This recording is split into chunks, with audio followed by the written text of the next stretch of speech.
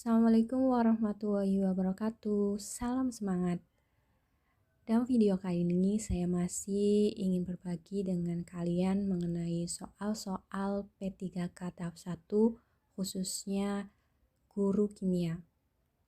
Soal-soal yang akan saya bahas ini merupakan pengalaman saya ketika tes P3K yang ternyata sama persis dengan yang ada di beberapa sumber baik itu buku maupun internet.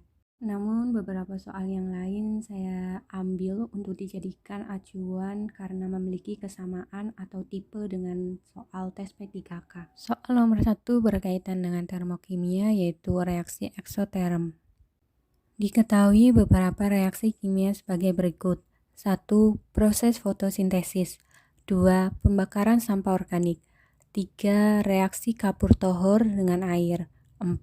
Pemanasan campuran serbuk besi dan belerang. 5. Pencampuran larutan barium hidroksida dengan larutan amonium klorida. Mari kita ingat kembali bahwa reaksi eksoterm merupakan reaksi yang melibatkan perpindahan kalor dari sistem ke lingkungan. Hal itu menyebabkan terjadinya kenaikan suhu. Kita bisa menganalisis reaksi kimia yang sudah diketahui. Yang pertama, proses fotosintesis itu merupakan reaksi endoterm. Kemudian yang kedua, pembakaran sampah organik termasuk ke dalam reaksi eksoterm karena terjadi perpindahan energi dari sistem ke lingkungan. Yang ketiga, reaksi kapur tohor dengan air juga merupakan reaksi eksoterm. Nomor 4, pemanasan antara campuran serbuk besi dan belerang ini juga termasuk ke dalam reaksi eksoterm karena terjadi kenaikan suhu pada lingkungannya. Yang kelima, pencampuran larutan barium hidroksida dengan larutan amonium klorida ini masuk ke dalam reaksi endoterm, sehingga jawaban dari soal ini adalah 3 dan 4. Soal selanjutnya berkaitan dengan laju reaksi, yaitu data hasil percobaan untuk reaksi 2NO ditambah Br2 menjadi 2NOBr disajikan dalam tabel berikut.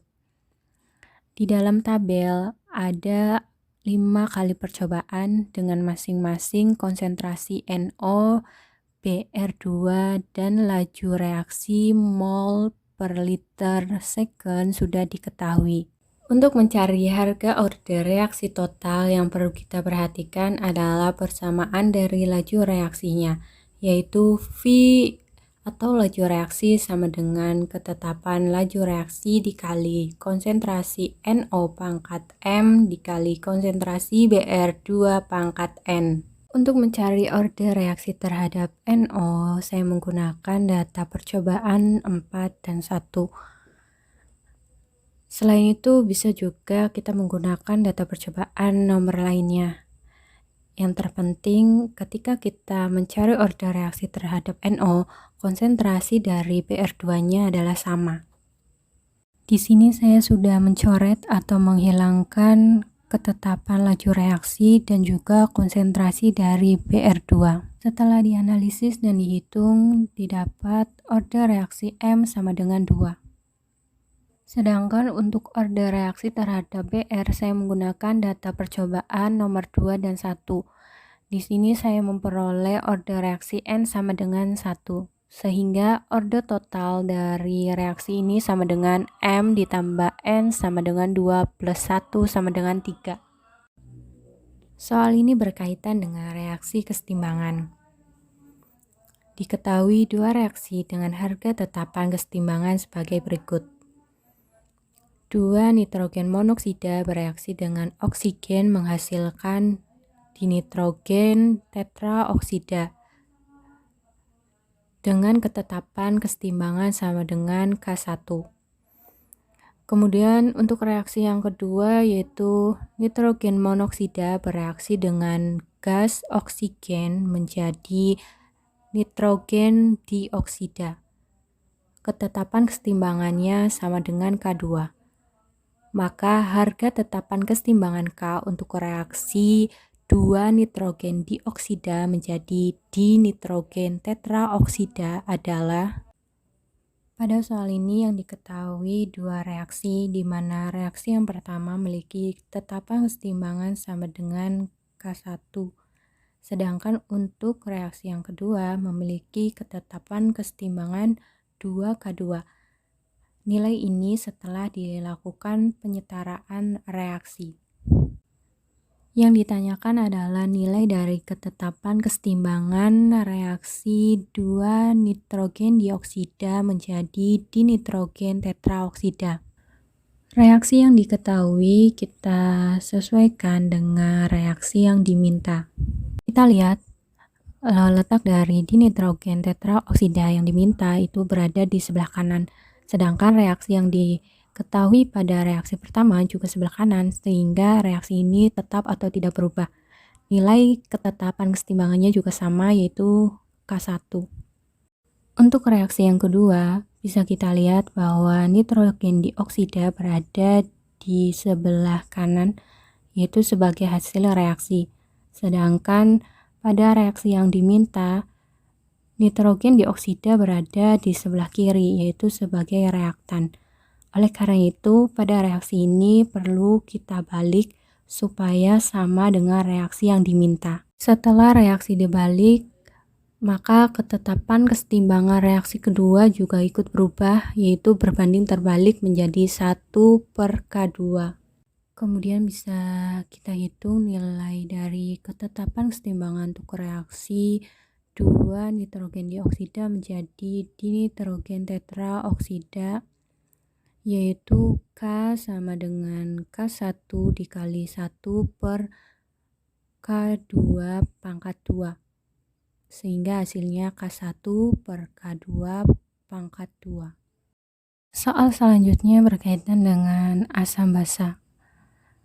Contoh reaksi asam kuat dengan basa kuat adalah reaksi antara larutan natrium hidroksida dengan larutan asam klorida. Persamaan reaksinya adalah sebagai berikut. NaOH ditambah HCl menjadi NaCl plus H2O, di mana perubahan entalpi sama dengan negatif 57 kJ per mol. Pembahasan soal ini mengaitkan konsep pergeseran kesetimbangan pada ionisasi air yang berkaitan dengan konsep penetralan asam basa dan ionisasi air, di mana reaksi penetralan yaitu penetralan asam atau konsentrasi H+ oleh basa atau OH- menghasilkan air. Reaksinya yaitu asam ditambah basa akan menghasilkan garam dan air. Dari reaksi ini, maka akan terbentuk reaksi kesetimbangan. Reaksi kesetimbangan pada air yang membentuk ion H+ dan OH- ini akan menghasilkan suatu ketetapan H2O atau Kw sebesar 10⁻⁴. Kita ingat kembali bahwa tetapan kesetimbangan dipengaruhi oleh suhu. Artinya apabila suhu tetap, maka tetapan kesetimbangan juga tetap. Pergeseran kesetimbangan yang berhubungan dengan suhu ini mengakibatkan terjadinya dua reaksi, yaitu reaksi endoterm dan reaksi eksoterm. Perbedaan antara kedua reaksi tersebut bisa kita lihat dari perubahan entalpinya. Reaksi endoterm memiliki delta H yang bersifat positif, sedangkan untuk reaksi eksoterm perubahan entalpi bernilai negatif. Hubungan reaksi endoterm dan eksoterm dengan pergeseran kesetimbangan dapat dilihat dari kesimpulan berikut. Jika suhu meningkat, maka ketetapannya juga meningkat.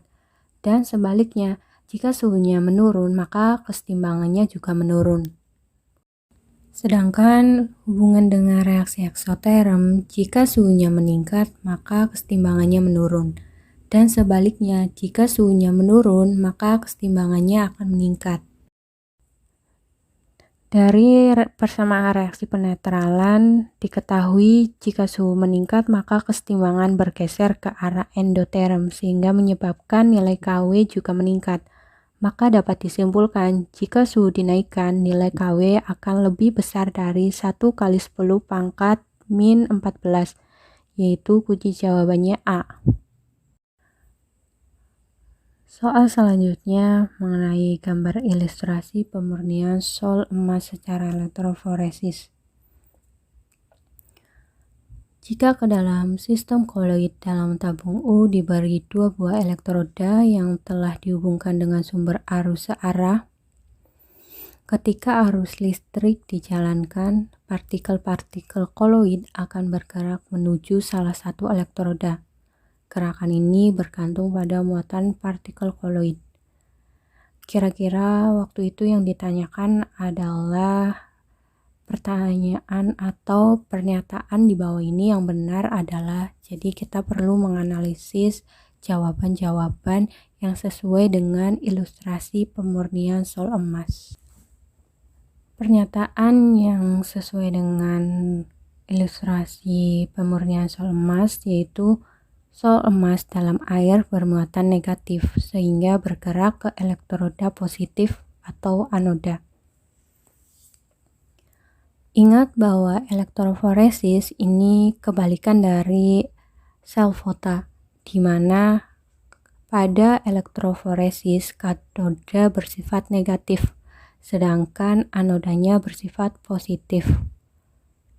Hal ini merupakan soal sistem koloid, yaitu prinsip koagulasi. Sebelum asap pabrik meninggalkan cerobong, asap dialirkan melalui ujung alat pengendap kotrel yang terdiri dari ujung-ujung tajam yang bermuatan dan diberi tegangan tinggi. Yang ditanyakan adalah tujuan dari alat pengendapan itu. Jawabannya bahwa alat pengendap kotrel ini memiliki 2 tujuan, yaitu membuang partikel-partikel pencemar dari gas buangan industri, dan dia juga berfungsi atau bertujuan mengendapkan partikel-partikel halus zat padat yang berharga. Kita masuk ke pembahasan soal yang terakhir pada video kali ini, yaitu berkaitan dengan pemurnian air. Dalam memurnikan air terdapat beberapa metode, yaitu intake atau unit sadap air, merupakan tempat penampungan air dari sumber aslinya. Selanjutnya, dilakukan proses koagulasi, yaitu dengan cara penambahan tawas atau dengan cara pengadukan cepat. Hal ini bertujuan untuk menghancurkan partikel koloid menjadi partikel yang lebih kecil, namun partikel-partikel kecil ini belum bisa mengendap sendiri, sehingga perlu dilakukan flokulasi, yaitu partikel kecil dalam air digumpalkan menjadi partikel besar atau flok agar dapat mengendap sendiri. Selanjutnya, partikel flok mengendap secara alami dan menuju tahap penyaringan. Ini merupakan tahapan dari sedimentasi atau pengendapan. Pada tahap yang kelima, ini mulai terjadi proses penyaringan atau filtrasi, di mana air disaring melalui media penyaring, misalkan saja pasir dan kerikil silika agar kotorannya dapat tersaring. Pada tahap terakhir, ini merupakan tahap unit penampung akhir atau reservoir, yaitu air mulai siap didistribusikan ke masyarakat.